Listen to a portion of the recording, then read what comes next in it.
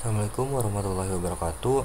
Pada pertemuan kali ini kita akan mempelajari tentang rata-rata hitung atau mean dan juga modus.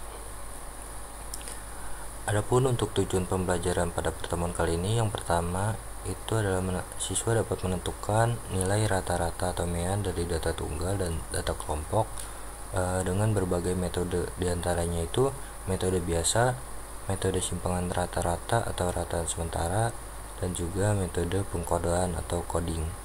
Nah, yang kedua itu siswa dapat menentukan nilai modus dari data tunggal dan juga data kelompok. Nah, ini adalah diagram alur konsep. Pada pertemuan sebelumnya kita telah mempelajari tentang penyajian data, baik itu menggunakan tabel distribusi frekuensi ataupun grafik. Kemarin juga kita telah membahas ketiga metode grafik, yaitu histogram, polygon frekuensi, dan juga OGIF. Nah, pada pertemuan kali ini kita akan mempelajari tentang pemusatan data, yaitu pada bagian mean dan juga pada bagian modus. Langsung saja, rata-rata hitung. Penggunaan rata-rata hitung biasanya dinotasikan dengan X bar atau X bergaris atasnya, ya seperti ini. Nah, kemudian perhitungan mean dibagi menjadi dua. Yang pertama itu mean data tunggal, dan yang kedua mean data kelompok. Nah, untuk mean data tunggal, data yang dipakai hanya sedikit jumlahnya, atau datanya itu berjumlah sedikit gitu. Nah, kita akan membaginya ke dalam tiga bentuk atau tiga kondisi, ya. Nah, bentuk pertama atau kondisi pertama, jika diketahui datanya itu adalah X1, X2, X3 sampai dengan Xn. Nah, maka rata-rata hitungnya itu dapat kita cari dengan X1 ditambah dengan X2 ditambah dengan X3 ditambah dengan seterusnya sampai dengan Xn, kemudian dibagi dengan N. Nah, atau sama dengan sigma X. Nah, sigma X ini artinya itu adalah jumlah hasil penjumlahan dari si X1 sampai dengan Xn ini. Nah, kemudian dibagi dengan N. Nah, di sini ada contoh soalnya nih. Diketahui datanya sebagai berikut: 8,8,8,7,7,9,10,11. Nah, untuk mencari rata-rata dari data tersebut, pertama kita jumlahkan semua data ini. 8 ditambah 8 ditambah 8 ditambah 7 tambah 7 tambah 9 tambah 10 tambah 11. Nah, kita jumlahkan, hasilnya itu adalah 68, lalu dibagi dengan N. N itu adalah banyaknya data. Banyaknya data di sini adalah 1, 2, 3, 4, 5, 6, 7, 8. Nah, banyaknya data itu adalah 8.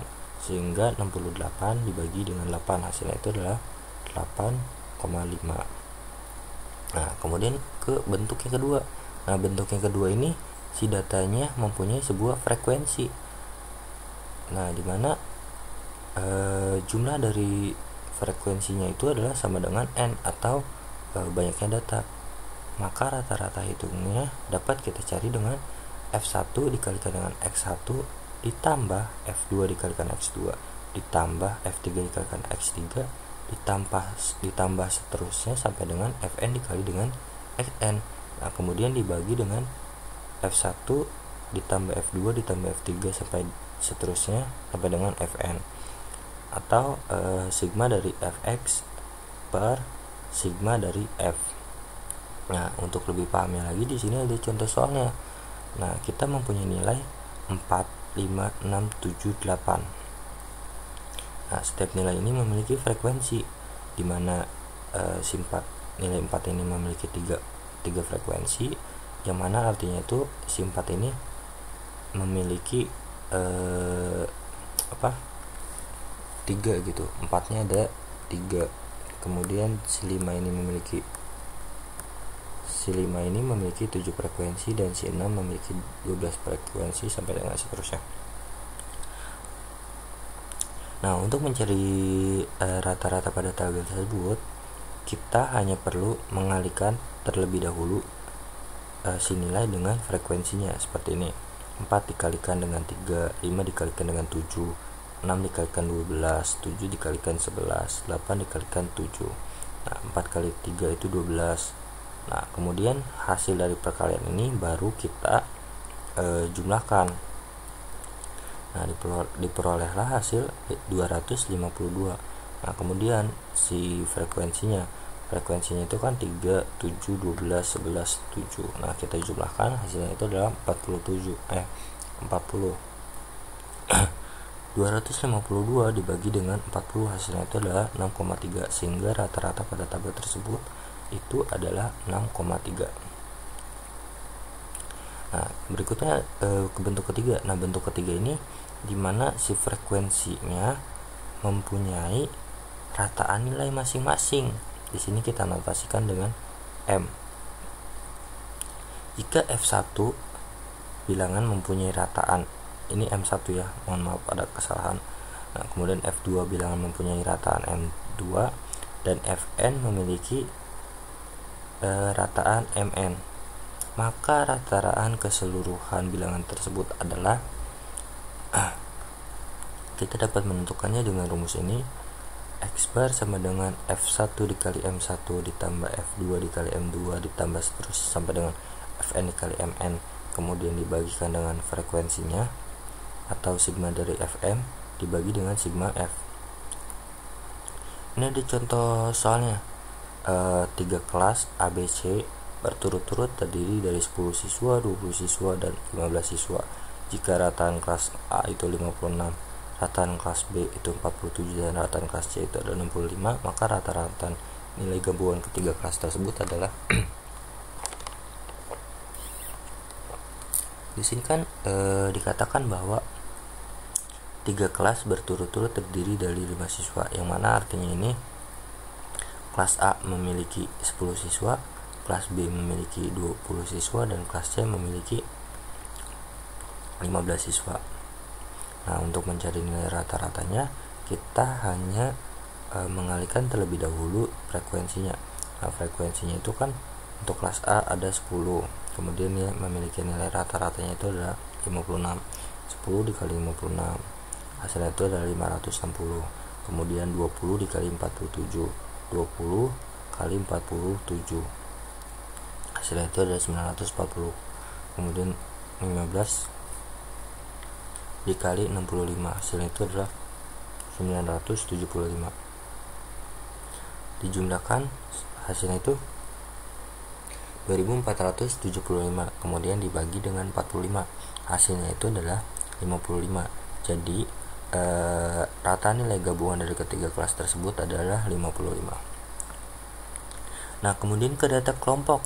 Nah, data kelompok ini jika data yang sudah dikelompokkan dalam distribusi frekuensi pada materi pertama itu waktu pertemuan pertama, maka data tersebut akan berbaur sehingga keaslian data itu akan hilang bercampur dengan data lainnya menurut kelasnya masing-masing. Nah, untuk menentukan mean pada data kelompok, kita bisa menggunakannya dengan 3 metode. Metode pertama itu kita sebut saja metode biasa. Memiliki rumus X bar sama dengan sigma dari FIXI per sigma dari FI. FI ini adalah frekuensi kelas dan XI ini adalah nilai tengah kelas. Nah, kita di sini memiliki contoh sebuah tabel distribusi frekuensi. Hitung rata-rata pada tabel di bawah ini. Nah, untuk menggunakan metode biasa, kita hanya perlu mencari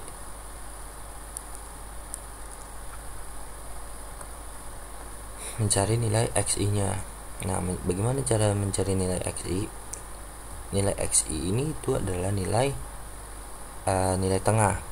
Jadi kita hanya perlu menjumlahkan batas bawah kelas interval pertama dengan batas atas kelas interval pertama.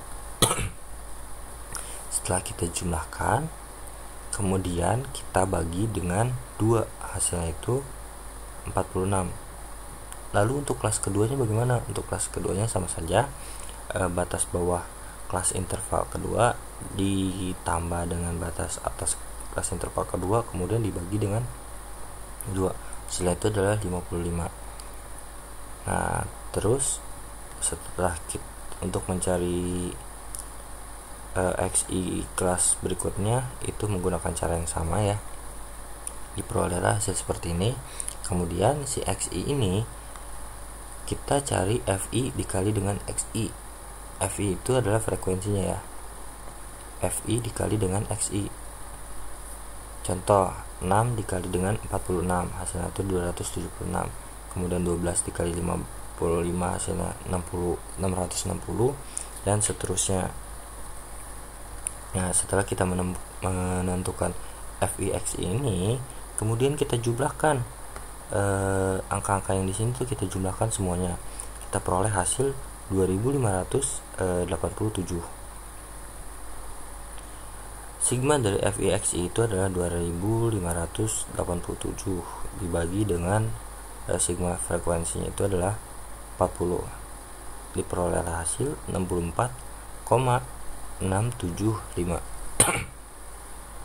Berikutnya kita ke metode kedua. Metode kedua ini adalah metode simpangan rata-rata. Rumusnya itu X bar sama dengan X bar sementara ditambah sigma FI DI per sigma FI. Nah, X bar sementara itu adalah rataan sementara. Rataan sementara itu bisa kita pilih secara acak atau kemauan kita gitu. Nah, berikutnya FI itu sama seperti sebelumnya, yaitu frekuensi kelas KI. Nah, kemudian DI ini apa? DI ini adalah deviasi. Nah, dimana deviasi ini kita dapat mencarinya dengan cara XI dikurangi dengan X bar sementara. Kita lanjut saja ke contoh. Nah, pertama sama seperti sebelumnya, soalnya itu kita menggunakan 5 kolom tabel. Yang pertama itu interval, frekuensi, XI, DI, dan juga FI dikalikan dengan DI. Nah, untuk yang XI ini kita mencarinya sama seperti tahap atau metode biasa sebelumnya. Kita mencari nilai rataan tengah. Nah, untuk metode simpangan rata-rata atau rataan sementara, kita pertama menentukan terlebih dahulu rataan sementaranya. Di sini saya menggunakan rataan sementaranya itu 64. Nah, seandainya bagaimana Pak kalau misalnya saya menggunakan rataan sementaranya itu di 55, apakah bisa? Tentu saja bisa. Di sini kita bisa memilih rataan sementara yang kita pilih gitu. Di sini saya menunjuk angka yang paling tengah-tengah ya, itu 64. Nah, kemudian kita mencari DI-nya. Nah, untuk yang 64 ini berarti kan DI itu XI dikurangi dengan X bar sementara. X bar sementaranya itu 64. Kemudian XI-nya itu adalah 64. Hasilnya itu adalah 0. Kemudian 50 XI-nya itu adalah 55. X bar sementaranya itu adalah 64. 55 dikurangi 64 hasilnya negatif 9.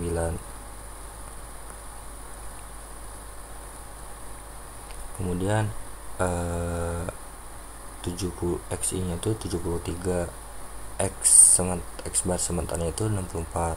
73 dikurangi dengan 64 hasilnya itu adalah 9.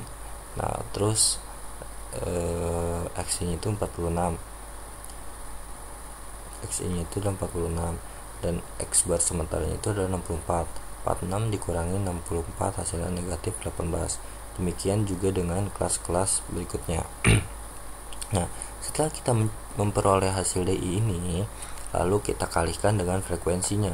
Frekuensi untuk kelas pertama itu kan 6. Kemudian DI nya itu adalah negatif 18. 6 dikali negatif 18 adalah 108. Negatif 108. Untuk kelas keduanya 12 dikalikan dengan negatif 9, hasilnya itu adalah negatif 108, dan juga seterusnya sampai dengan kelas ke-6 ya. 3 dikalikan dengan 27, hasilnya itu adalah 81. Nah, setelah kita menghitung semuanya nih, FIDI nya kita jumlahkan seperti biasa. Kita jumlahkan, kita peroleh hasilnya itu adalah 27. Nah, langsung saja nih kita masukin ke dalam rumus, kita substitusikan. X bar sementaranya itu berapa? X bar sementaranya itu tadi kita memilih 64. Nah, kemudian sigma dari FIDI nya itu berapa? Sigma FIDI nya itu adalah 27. Nah, terus sigma dari FI nya itu adalah 40. 27 dibagi dengan 40, hasilnya itu adalah 0,675. Ditambah dengan 64, hasilnya itu 64,675. Kita ke metode yang ketiga, atau metode pengkodaan atau coding. Dengan rumus yang hampir sama, yang membedakan di sini adalah UI dan juga P-nya. UI itu apa? UI itu adalah D dibagi P. D itu kan tadi XI dikurangi dengan X bar sementara. Nah, sehingga untuk mencari UI ini kita menggunakan rumus D dibagi dengan P. Ini adalah soalnya masih soal yang sama. Kita lihat, kita menyiapkan 6 kolom. Kolom pertama interval, frekuensi, XI, DI, UI, dan juga FI dikali dengan UI. Pada tahap sebelumnya, pada metode sebelumnya, kita kan telah mencari XI dan DI nya. Sekarang kita mencari UI. UI itu rumusnya DI dibagi dengan P. P itu adalah panjang kelas. Ingat, pada pembahasan yang pertama, pada pertemuan pertama itu, untuk mencari panjang kelas atau P, kita bisa menentukan dengan cara batas bawah interval kelas kedua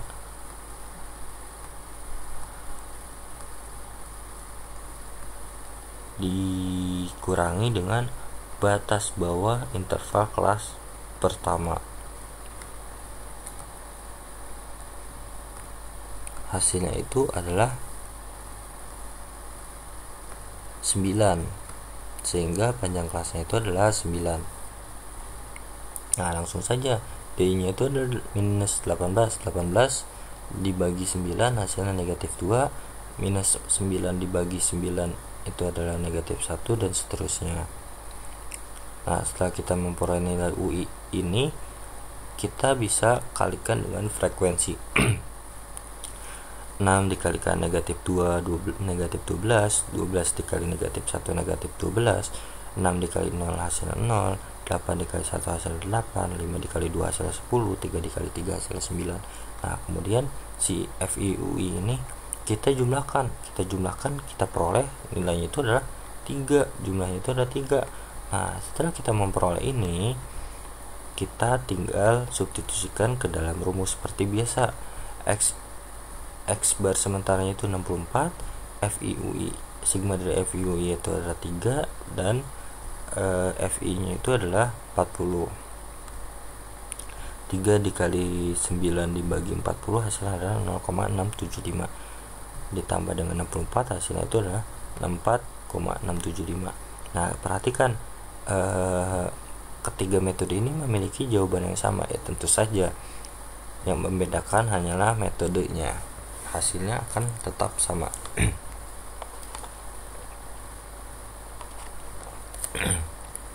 Berikutnya kita akan membahas tentang modus.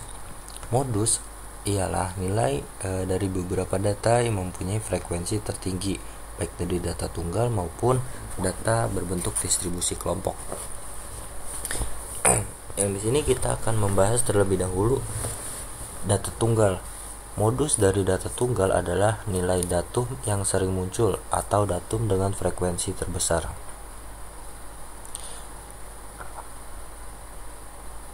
Nilai modus mungkin tidak ada, satu buah atau lebih dari satu. Nah, contohnya di sini ya. Tentukan modus dari data berikut. Nah, untuk poin pertama, kita selesaikan poin pertama terlebih dahulu. Modus itu kan data yang sering muncul,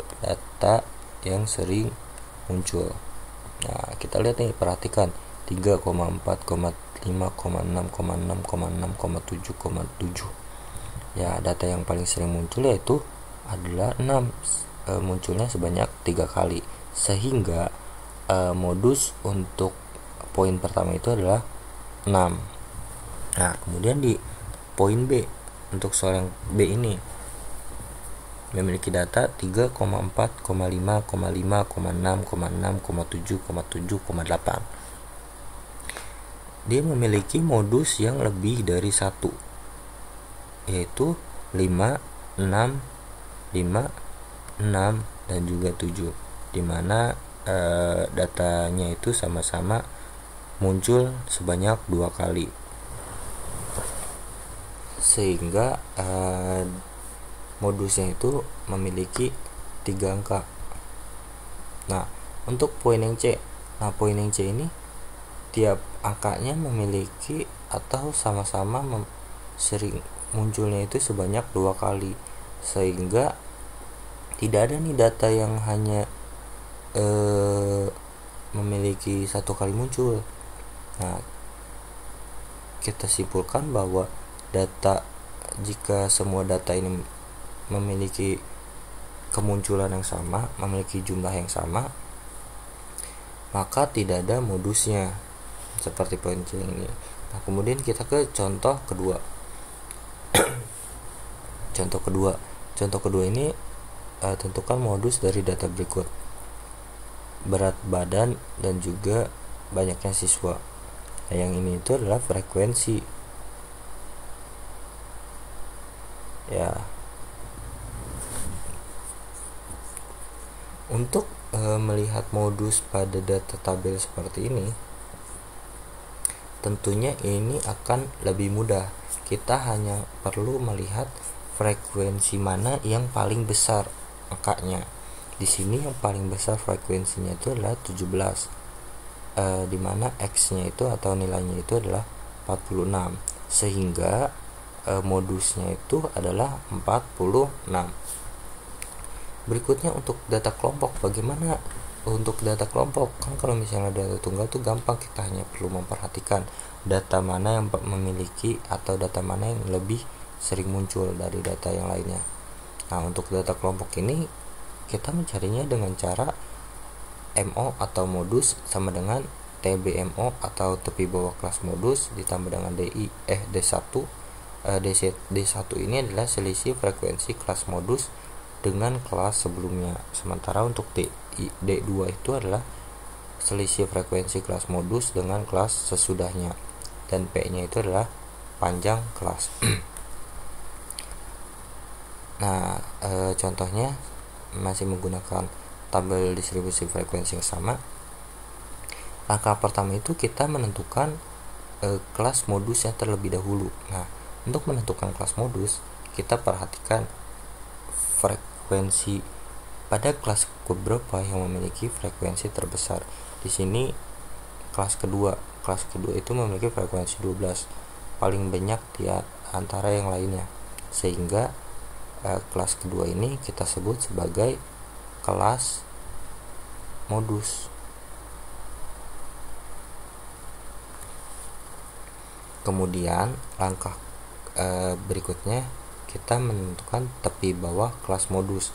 Untuk menentukan tepi bawah kelas modus, ingat rumusnya itu adalah batas bawah pada kelas interval dikurangi dengan 0,5. Nah, batas bawahnya itu di sini adalah 51. Nah, 51 ini dikurangi dengan 0,5. Hasilnya itu adalah 50,5. Kemudian D1 ini rumusnya itu adalah selisih frekuensi kelas modusnya 12 dengan data sebelumnya. Data sebelumnya itu memiliki frekuensi 6. 12 dikurangi dengan 6. 12 kurangi 6 itu adalah 6. Nah, kemudian untuk D2 itu adalah selisih frekuensi kelas modus dengan kelas sesudahnya. dimana frekuensi kelas sesudahnya itu adalah 6 juga. Jadi 12 dikurangi 6 hasilnya itu adalah 6. Kemudian P ini itu panjang kelas, sama seperti sebelumnya, panjang kelasnya itu adalah 9. Nah, kemudian setelah kita memperoleh nilai-nilai tersebut, kita hanya tinggal mensubstitusikannya saja. Di sini TBMO-nya itu adalah, atau tepi bawah kelas modusnya itu adalah 50,5. Terus D1-nya itu 6, D2-nya juga 6. Terus P-nya itu 9. Kita substitusikan. Setelah substitusikan, kita tinggal operasikan saja. 6 ditambah 6 terlebih dahulu, hasilnya itu 12. Kemudian 6 dikali dengan 9, hasilnya 54. Nah, 54 dibagi 12 hasilnya 4,5. Kemudian 4,5 ini kita tambah dengan 50,5, hasilnya itu 55. Jadi modus dari data tersebut adalah 55. Nah, demikian pembahasan pada pertemuan ketiga ini. Semoga dapat dipahami untuk materi dan video pembelajarannya. Terima kasih atas perhatiannya. Akhirul kalam, wabillahi taufiq walhidayah. Wassalamualaikum warahmatullahi wabarakatuh.